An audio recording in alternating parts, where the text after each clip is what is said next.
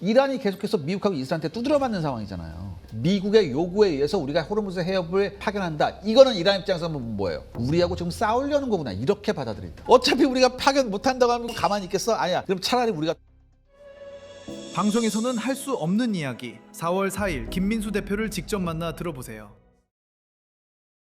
시청자 여러분 안녕하십니까? 작전본부 샤르 엑스파일의 이세환입니다. 자, 지금 중동에서 이 단순한 공습이 아니라 지금 해상 통제권을 둘러싼 이런 전쟁이 벌어지고 있습니다. 이 여러분 아시다시피 이 이란에 있는 요 호르무즈 해협은 전 세계 원유의 물동량 중에 20%가 지나가는 곳이죠. 그런데 이곳에 이란의 모기 함대와 기뢰 위협이 현실화되고 있습니다.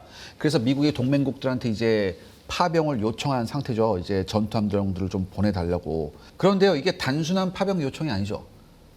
이 모든 이 파병을 요청받은 국가들 입장에서는 잘못 해군 함정을 파견했다가는 이 전쟁에 휘말려들 수 있습니다. 그래서 굉장히 지금 위험한 상황이거든요. 그래서 오늘 샤르 엑스파일에서는요, 과연 우리는 파병을 해야 하는지, 그리고 준비는 되어 있는지, 또한 트럼프는 진짜 지상전을 전개할 것인지 여기에 대해서 한번 알아보겠습니다. 일단 미국에서 이제 보도가 나왔죠. 이미 2,500명이 지금 이쪽에 가 있다고 미 해병대가.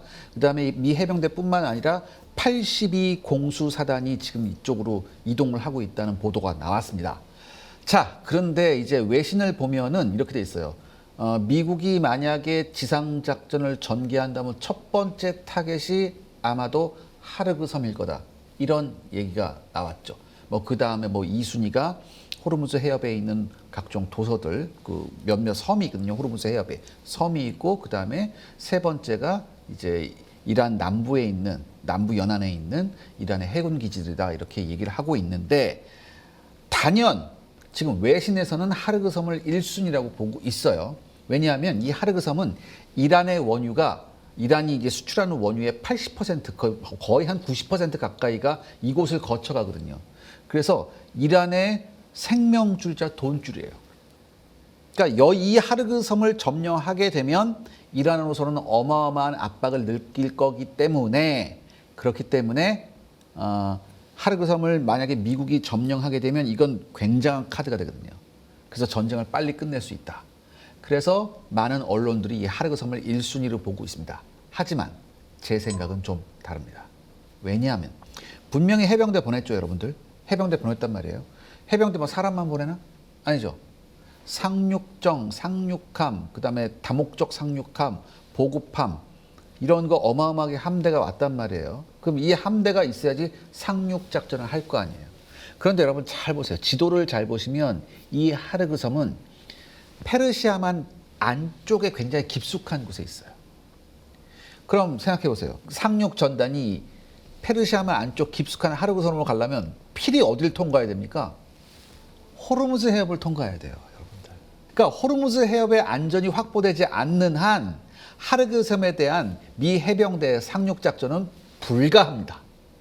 그렇다면 뭐가 어떻게든 가장 먼저 안전을 확보해야 되는 것은 어디냐?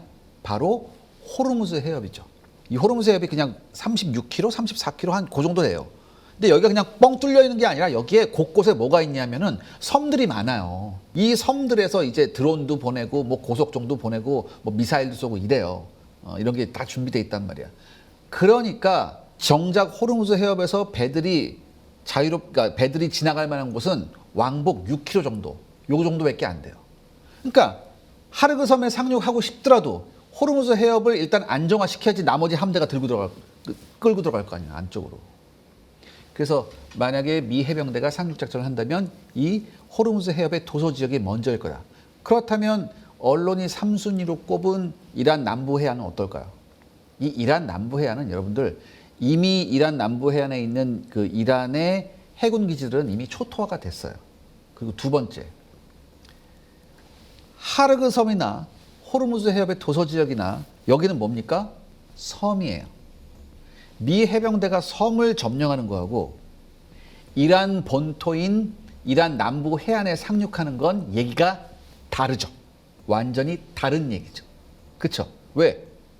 이란 남부 해안에 만약에 들어갔어? 이건 뭐야? 이란 본토에 대한 침략이잖아요. 이란 본토에 대한 침략이에요. 근데 이란 본토를 침략하는데 2,500명 가지고 산다고? 어불성설이죠. 말도 안 돼요. 그래서 이란 남부에 대한 상륙작전은 전 굉장히 가능성을 낮게 봅니다. 자, 그렇다면 이제 미국이 하르그 섬을 그대로 놔둘 것이냐, 이 문제는 또 다른 문제입니다. 왜냐하면 지금 해병대뿐만 아니라 어디도 왔어요. 82 공수사단도 왔잖아요. 그렇죠? 82 공수사단은 그야말로 공수부대예요. 에어본 부대예요. 이 공수부대가 낙하산으로 들어갈 수도 있지만 낙하산으로 들어가기에는 굉장히 위험합니다. 왜? 공수부대가 낙하산으로만 떨궜다? 무슨 문제가 있어요? 보급의 문제가 있죠.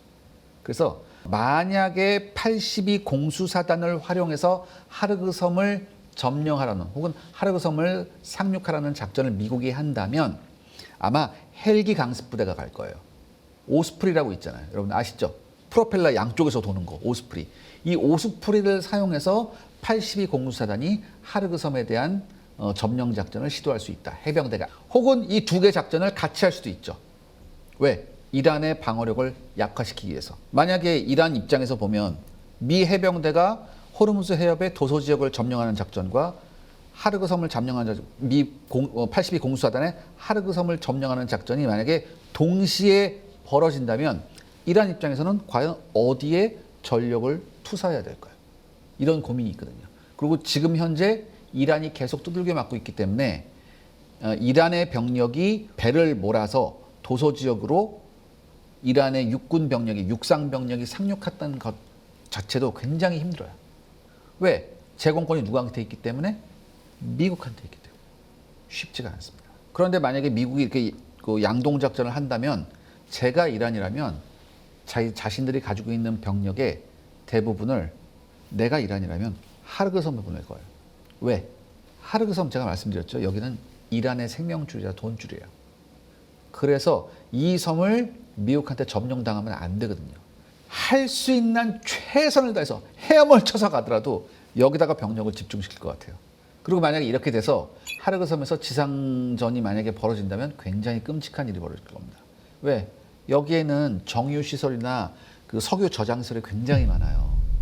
온전하겠습니까? 여기서 만약에 화재라도 났다? 상상을 초월하는 끔찍한 일이 일어날 겁니다. 그리고 여기에 상륙한 미군이나 아니면 이란의 육상병력이나 굉장히 큰 피해를 볼 가능성이 있거든요. 트럼프는 지금까지 병력을 전개한 다음에 이 전개한 병력을 그대로 철수시킨 예가 한 번도 없어요. 그렇잖아요.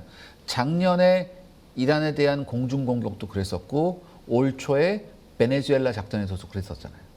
저는 분명히 협상에 더 무게를 뒀었는데 해버렸잖아요. 그러니까 여기서 알 수 있는 건 뭐냐. 트럼프는 한번 전력을 전개하고 난 다음에 이 전개한 전력을 반드시 어떻게 했다? 써먹었다. 이게 굉장히 지금 반복적으로 나타나는 패턴이거든요. 그래서 뭐가 어떻게 됐든 미국이 전개한, 트럼프가 전개한 미 해병대 병력들은 어떻게 해서든 무엇인가 작전을 하려 할 것이다.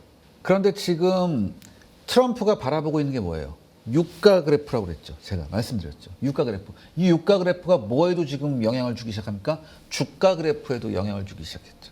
그렇죠? 그러니까 뭐예요? 이젠 트럼프가 두 개의 그래프가 눈앞에 있죠. 뭐예요? 유가 그래프, 주식 그래프. 그렇죠? 그래서 트럼프는 뭐예요? 주가나 유가를 안정시키기 위해선 첫 번째 선결 조건이 뭐다? 호르무즈 해협의 통행의 안전이다. 그렇다면 거듭 말씀드리지만 트럼프가 전개한 이 미 해병대의 전력은 호르무즈 해협의 도서 지역에 대한 작전을 할 가능성이 높다. 전 그렇게 조심스럽게 한번 말씀드릴 수 있겠습니다.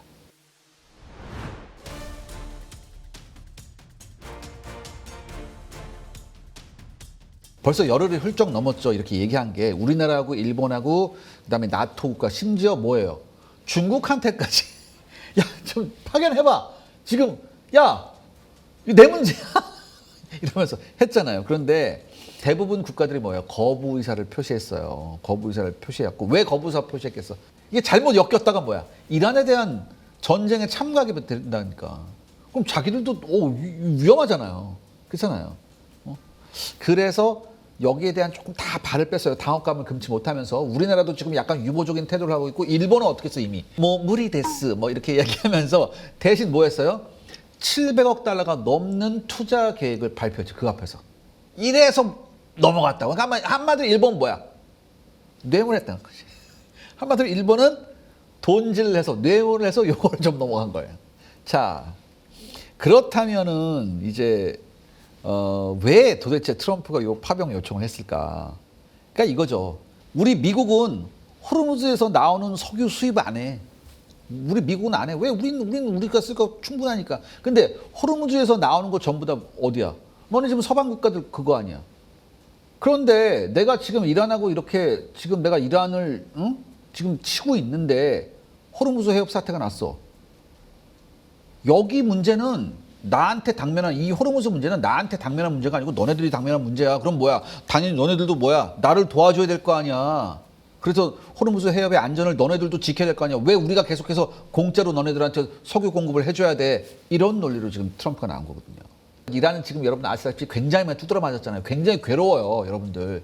이란이 잘 버티는 것, 물론 이란이 생각보다 잘 버티고 있는데 여러분 제가 말씀드렸죠. 버틴다는 건 뭐예요? 고통을 감내한다는 거예요. 굉장히 많이 매일 두드러 맞고 있잖아요, 지금. 그럼에도 불구하고 지금 이란에 히든 카드가 있죠. 알거든, 이란도. 뭘 알아? 미국의 아킬레스건, 트럼프의 아킬레스건이 호르무즈 해협이라는 걸 알기 때문에 이 호르무즈 해협에다 자신들이 가지고 있는 히든 카드를 사용할 그런 지금 계획을 하고 있어요. 그 첫 번째가 뭐냐면 이 모기 함대, 모스키토 플리츠라는 거 하고 그 다음에 이제 드론, 마지막으로 뭐가 있어요? 기뢰가 있다고. 이게 사실 80년대 때부터 이제 이란이 이 모기 함대하고 이런 것들을 좀 키웠어요. 왜냐하면 예전에 이라크하고 이란하고 전쟁했어요. 이란 이라크 전쟁을 했다고. 이때 서방이 이라크를 지원했어요. 왜? 저거 무슬림 혁명 해가지고 저거 반서방이다라고 해서 이라크를 지원했단 말이야. 그래서 그때 이란이 완전히 꼭지가 돌아서 호르무즈 해협에 이란이 기뢰 설치하고 모기 함대 이렇게 하면서 서방의 에너지 그 유조선들한테 굉장히 큰 타격을 줬어요. 무려 80년대 초반부터 87년까지 이걸 했어요. 그래서 미국이 도저히 못 견뎌서 미국이 이란하고 비밀 협상을 한 다음에 이란 이라크 전쟁을 끝내자. 그리고 전쟁을 끝나는 와중에 이란한테 상당히 유리한 조건으로 해주게 했다고 미국이. 벌써 40년 넘게 변했잖아요. 그 사이에 이란의 모기 함대가 한층 업그레이드 됐죠. 어떻게 업그레이드 됐어요? 예전에는 사람이 몰고 가는 보트가 있었다고. 근데 요즘 뭐야? 무인 자포 보트가 있어요. 무인 자포 보트 그냥 내보내면 돼, 보트를. 뭐 선단, 뭐 유조선 한 2척 지나가는데 구축함 한 서너 척이 에워싸고 있다. 상관없어. 왜? 우리는 한꺼번에 한 2, 30척 무인 자폭 보트 내보내면 돼. 이거 어떻게 막을 거냐, 이거. 어떻게 막을 거냐. 갑자기 섬에서 튀어나오는데. 이거 어떻게 막을 거냐. 그래서 이런 거 못 튀어나오게 호르무즈 해협에 있는 여러 가지 섬들을 점령할 거예요. 요거 못하게 하려고. 그 다음에 호르무즈 해협 연안에 있는 이란의 해군 기지는 이미 다 작살 났죠. 그럼에도 불구하고 어딘가 숨겨놨을 거란 말이지. 그런데 원래 이제 미국은 연안 점투함 같은 거 이제 신형 연안 점투함 이런 계획이 있었는데 이게 다 그 예산 부족으로 폐기가 됐어요. 자신들이 가지고 있는 이 해군력만으로 이걸 하려니까 힘에 부치는 거죠. 왜냐하면 여러분 유조선이 한 척만 지나가겠어요? 아니죠. 만약에 통행길이 열리잖아요. 통행길이 열리면 유조선이 보통 10여 척이 한 무리로 이렇게 가는 게 많아요. 그럼 유조선 10척이 갈 때 이 유조선 10척을 보호하기 위해선 적어도 12척에서 15척의 호위함이 필요합니다. 근데 해협이 좁잖아요. 이거 좁잖아요. 미국 혼자 이걸 감당하기 굉장히 부담스러운 상황. 그래서 지금 트럼프가 요구하는 거죠. 야, 너네들 원유 수송로를 왜 우리가 공짜로 지켜줘야 되니? 너네도 뭐야? 분담을 해. 책임 분담을 해. 그러니까 해군 병력 파병해. 이렇게 되는 거예요.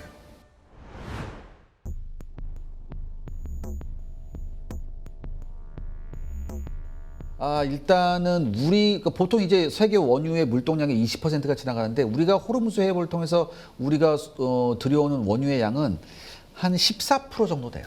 14% 정도 되거든요.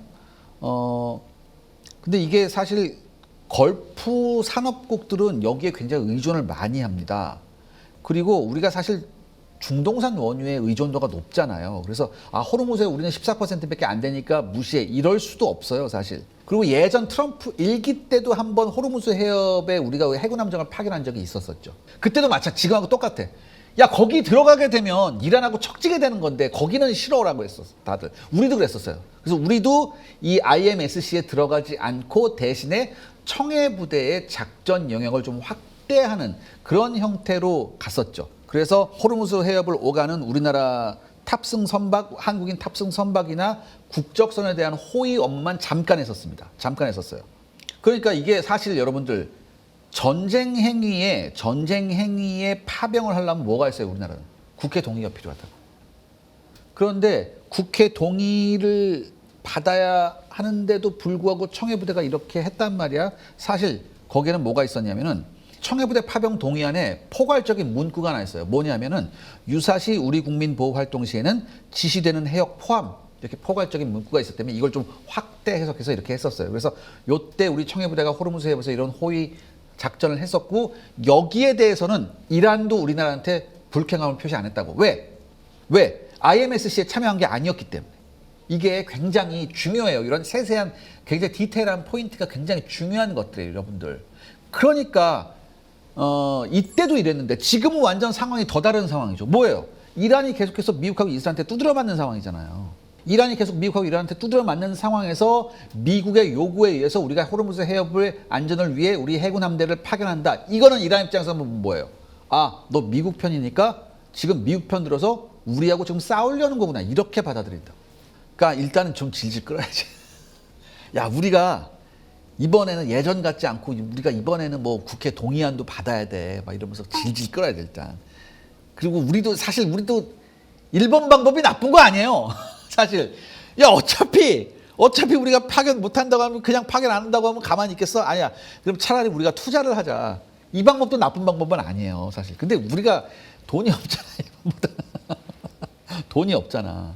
돈이 없으니까 지금 이러지도 못하고 저러지도 못해요. 그렇죠? 근데 다만 우리가 뭐 국회 파병 동의안 받아야 된다, 뭐 이런 거 등등등등 이렇게 핑계를 대면서 이게 시간 끌기가 길어지면 트럼프 성격에 우리한테 무슨 짓 할지 우리가 어떻게 알아요? 나 솔직히 여러분들한테 물어봅시다. 트럼프 예측돼요? 트럼프 예측 가능한가요, 여러분들? 예측 가능해요? 여러분, 요번에 지금 여러분들 이란 전쟁이 벌어지고 나서 트럼프 어록을 한번 보세요. 어저께는 협상 테이블이 열려 있다고 하다가 갑자기 그 다음날 돼서 뭐야? 끝까지 우리는 다 작살낸다. 그리고 그 다음날에는 어떻게 됩니까?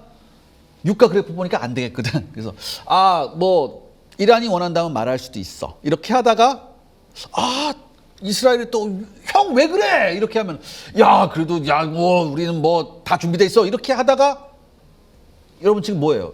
지금 미국 행정부 내에서 트럼프맨이라는 사람들도 지금 뭐야? 트럼프하고 등 돌리고 나가는 사람들 있잖아요. 지금 이 내에서도 굉장히 위험하게 보는 거거든요, 이 사태를. 이렇게 나가서는 안 된다. 그러니까 트럼프를 종잡을 수가 없다니까. 매일 얘기가 바뀌어. 그러니까 나중에 이 전쟁이 끝나고 나서라도, 혹은 이 전쟁 하는 와중에 계속 우리나라한테 왜 안 보내? 왜 안 보내? 내가 말하는 거 안 들려? 해보겠다는 거야, 나하고? 이렇게 나올 줄 어떻게 알아요? 그러니까 우리가 뭔가 액션을 취할 수도 있어요. 솔직히 말해서. 그러니까 위험을 각오하고 파병을 해야 한다. 그렇다면 여기서 일단 이란의 반발은 어떻게 할 것이냐? 일단은 전쟁 끝나고 나서 하면 돼. 그건 전쟁 끝나고서. 왜? 우리가 이란을 때린 건 아니잖아. 우리 명분이 있잖아. 우리는 그냥 해역에서 우리 선단 보호한 거야. 어쩔 수 없잖아. 우리 사정 몰라? 내가 너네한테 뭐 총 한 발을 쐈니? 너네 본토에다 총 한 발 쐈니? 미사일을 쐈니? 뭘 했니? 이건 나중에 충분히. 그리고선 이제 나중에 이거 충분히 풀 수 있는 문제거든. 하지만 트럼프는 뭐야? 당면한 과제잖아, 우리가. 당면한 과제잖아. 그렇죠? 그렇기 때문에 어쩔 수 없이 우리가 파병을 해야 된다는 얘기도 있어요.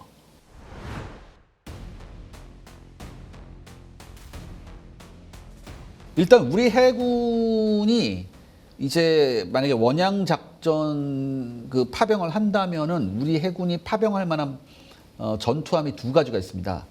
KD-1 광개토대왕급 구축함하고 KD-2 그 이순신급 구축함하고 KD-3 이제 세종대왕급이나 이제 정조대왕급 이런 게 있는데 일단은 우리가 예전에 해외 파병 작전을 해보면서 해군 해외 파병 작전을 해보면서 느낀 게 있어요. 일단은 배를 보내서 원양에다 배를 보내서 원활한 작전을 하기 위해서는 일단 배의 배수량이 적어도 뭐야? 5,000톤은 돼야 된다. 그런데 KD-1 광개토 대왕급은 이게 3,000톤짜리예요. 3,000톤짜리 가지고 갔다는 거는 역부족입니다. 굉장히 어마어마하게 한마디로 개고생을 해요. 그래서 우리가 뭐예요?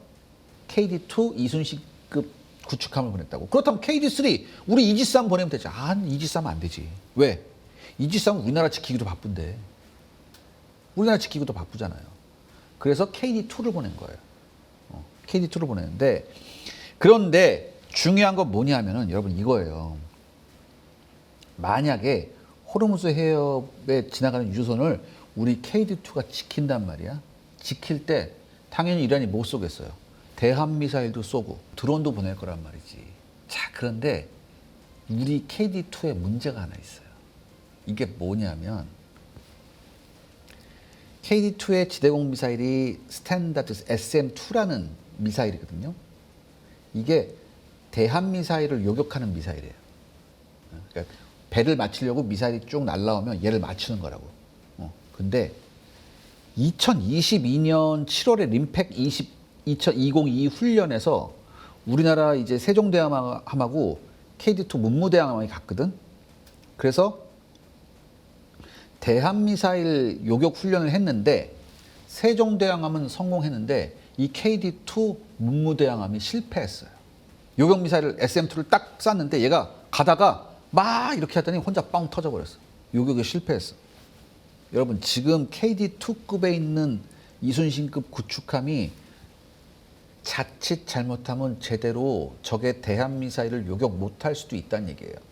이 원인이 있거든. 왜냐하면 이거예요. 제가 굉장히 쉽게 설명해 드릴게요, 여러분들.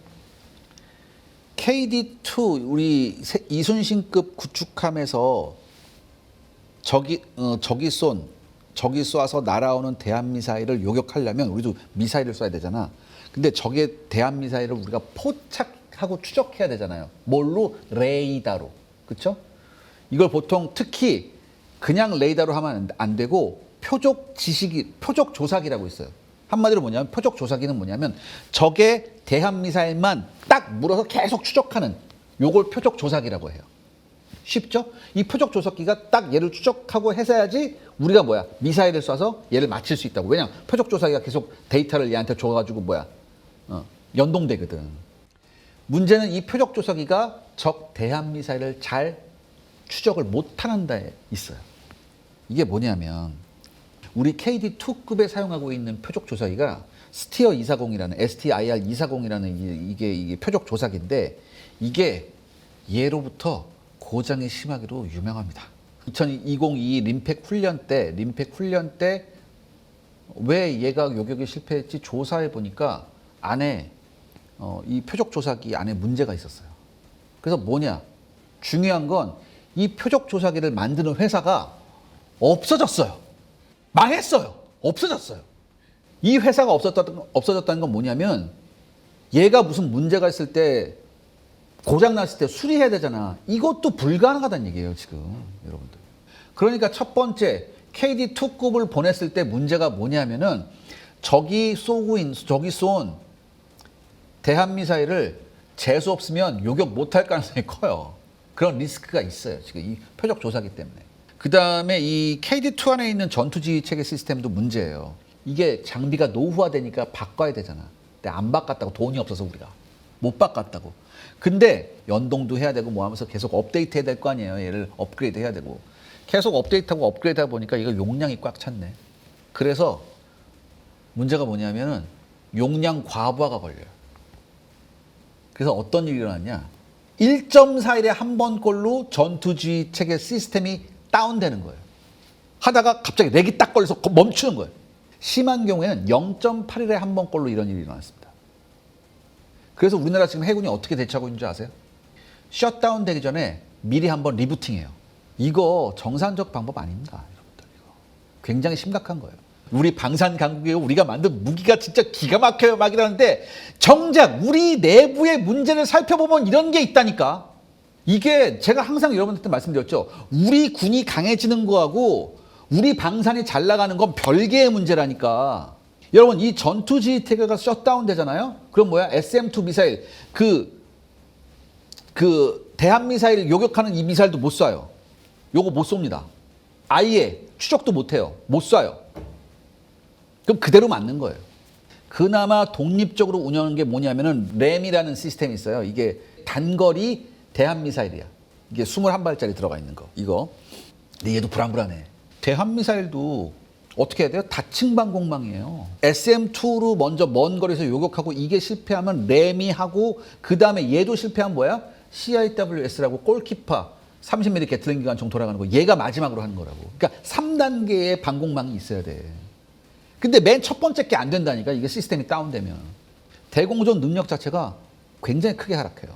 그래도 아무튼 우리가 대책은 있습니다. 제가 말씀드렸듯이 신형 표적 조사기를 지금 들여온 사업이 돼 있고 그 다음에 우리가 KD2 말고 KD1 관계토대양급 요것도 한 사이즈 작은 거 이 KD1에 대한 그 업그레이드 하면서 한국형 전투주의 체계 개량 사업을 성공적으로 했어요. 그래서 요거를 이제 KD2에도 적용을 할 거예요. 그래서 이제 방위사업청에서 2024년 재작년부터 2033년 사이에 총 한 7천억 가까이 들어가지고 우리가 가지고 있는 KD2에 대한 모든 전투주의 체계 시스템을 좀 업그레이드한다. 이런 사업을 지금 하고 있어요. 근데 문제는 뭐예요? 하필 이 사업이 시작한 지 얼마 안 됐는데 이번 사태가 일어나 버렸다는 얘기죠. 그렇죠? 이게 문제라는 얘기예요.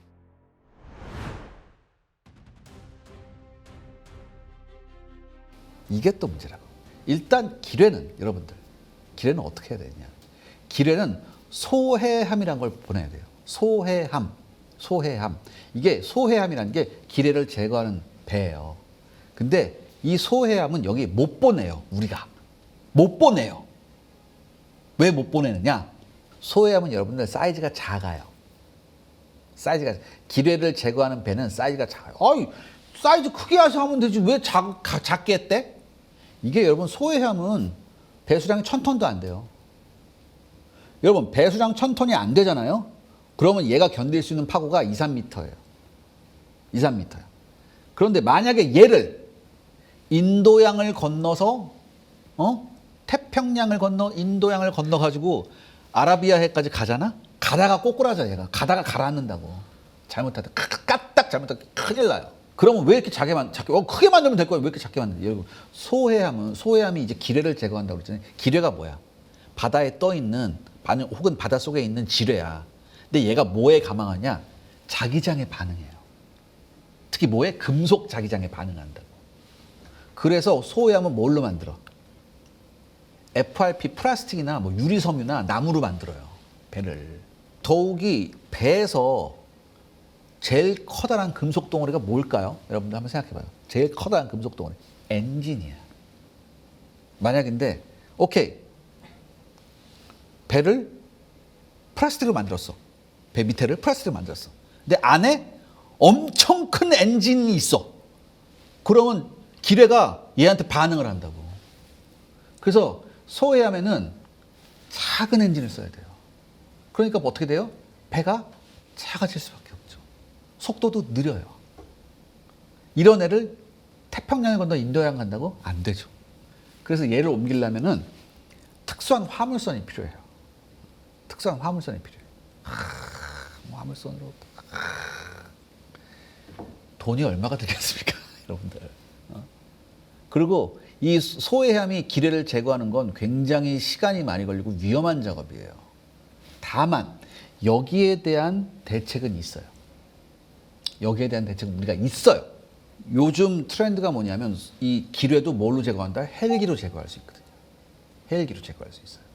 우리가 그래서 지금 하고 있는 사업이 뭐냐면은 아까 말한 거 있었죠. 이 수리온의 해상 버전. 수리온의 해상 버전에다가 현대의 최첨단 디지털 기뢰 제거 장치를 탑재한 헬기를 지금 우리가 만들고 있어요. 이게 아마 올 연말이나 내년쯤 나와요. 근데 그 사이에 터져버렸다는 얘기지. 그럼 내가 이 얘기를 왜 하느냐. 무슨 일이 일어날 때마다 호르무즈 해협이 이렇게 위험하잖아요. 기뢰로 위협받고 이렇게 위험하잖아요.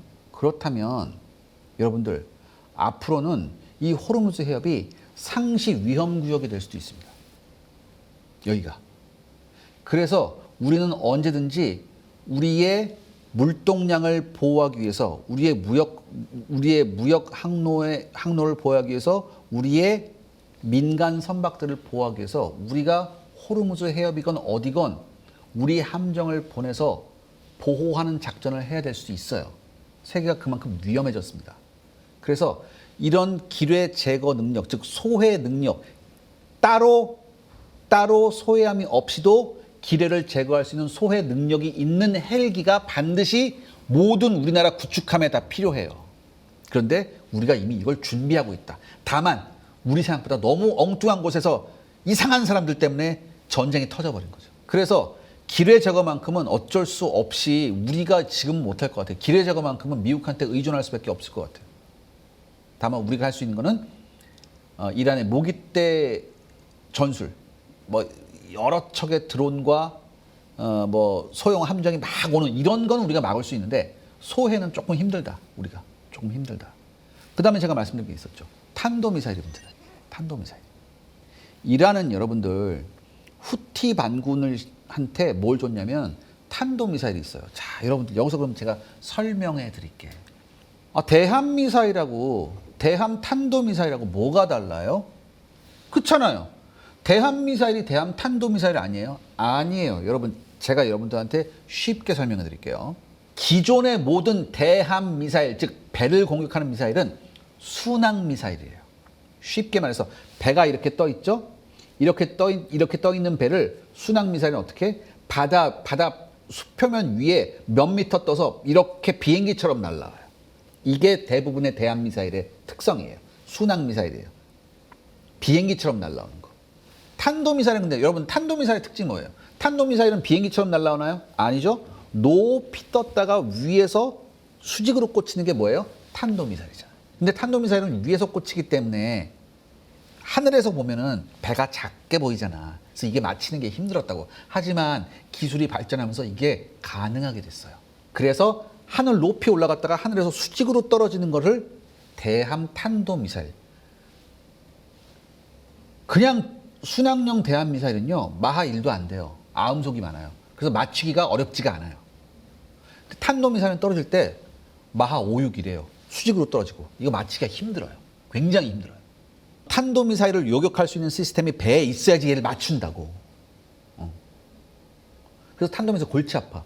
더군다나 몇 년 전에 탄도 미사일이 한번 성공한 적이 있었어요. 배를 맞추는 탄도 미사일은 크게 만들 필요가 없거든. 작게 만들어도 되거든. 얘를 어떻게 막아야 되냐, 이 문제가 있단 말이야. 그래서 딱 봤는데 지금까지 배에서 있는 이지스함이 뭐예요, 여러분들?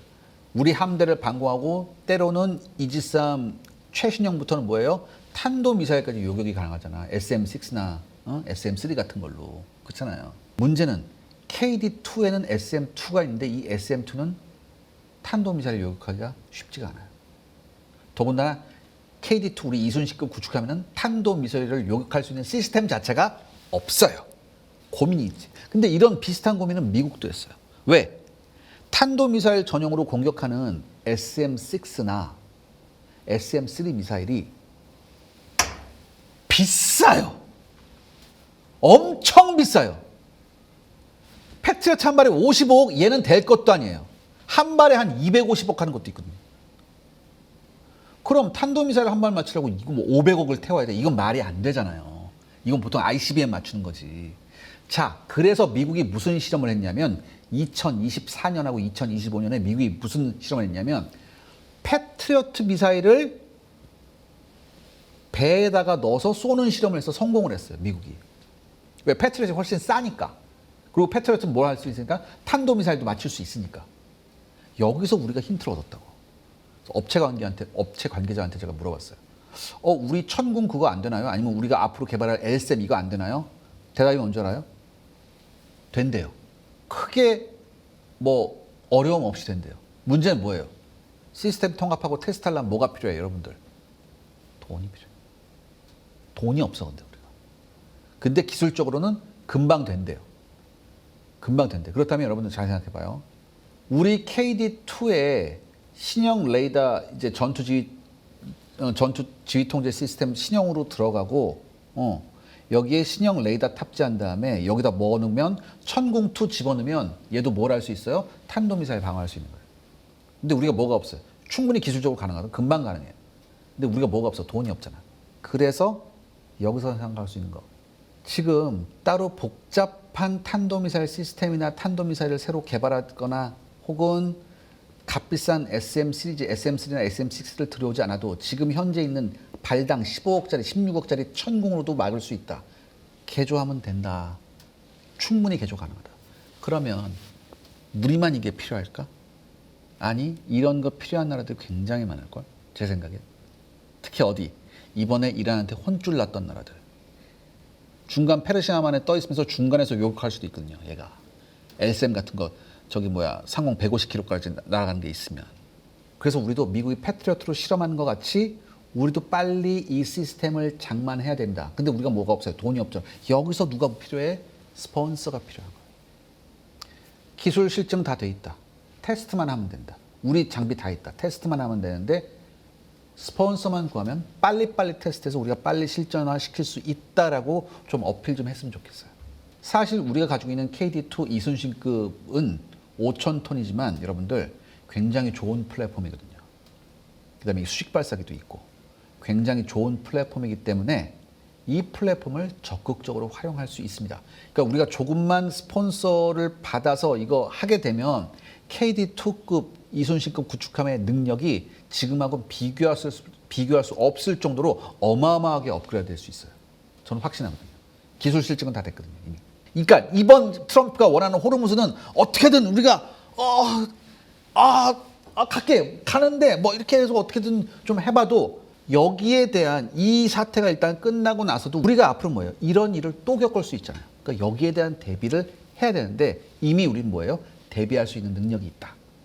그러니까 K방산 잘 나가는 것만 얘기하지 말고 우리 군의 전력을 업그레이드 하는데도 우리가 신경을 써야 돼요. 그래서 우리 군을 업그레이드 하면서 이것이 방산 수출로 이어지게 해야 됩니다. 그러기 위해서는 뭐다? 일단 기술이 있으니까 뭐예요? 외교를 잘해서 스폰서를 좀 끌어와야 돼요. 왜? 우리하고 비슷한 고민을 하는 나라가 굉장히 많을 겁니다. 제가 항상 하는 말, 뭘 해야 된다? 이럴 때 우리가 입도 선매해야 됩니다. 자, 여러분들 아직 전 세계가 정말 이 전란으로 흉합니다. 제가 매번 말씀드렸죠. 2022년부터 시작된 전란의 시대가 계속해서 2026년까지 이어지고 있습니다. 빨리 어떻게든 이 전쟁이 되도록이면 외교적으로 마무리가 되었으면 합니다. 자, 오늘의 작전본부 샤르 엑스파일은 여기까지입니다. 다음 시간에 좀 더 재미있는 아이템으로 돌아오겠습니다. 감사합니다.